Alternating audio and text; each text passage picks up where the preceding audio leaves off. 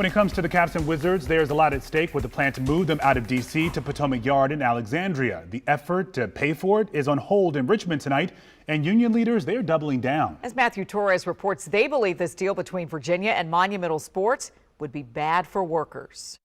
If this is approved by the Virginia General Assembly and the Alexandria City Council, that project would sit right next to the Potomac Yard Metro stop. But if you ask union leaders in Northern Virginia right now, they say this move would be a bad deal for workers.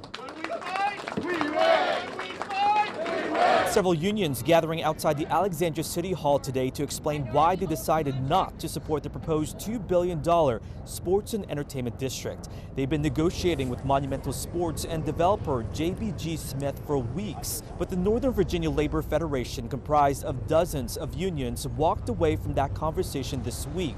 They say the powers that be are refusing to accept agreements that would provide higher wages and benefits and allow workers to unionize if a hotel moves into a privately owned land.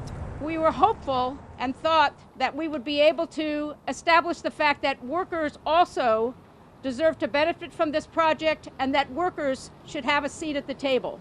Meanwhile, representatives from Monumental Sports and JBG Smith are responding. They say they were surprised by the labor union stance. Look, we're sitting here at the table. We've had a great relationship with labor throughout the last few decades. No one's questioned that. And JBG Smith has also had a great relationship with labor. And we want to continue to talk to Unite here and the building trades and have that conversation.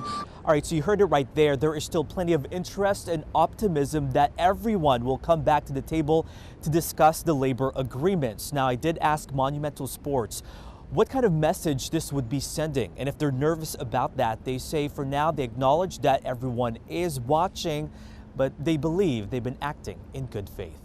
At Potomac Yard, Matthew Torres, WUSA 9.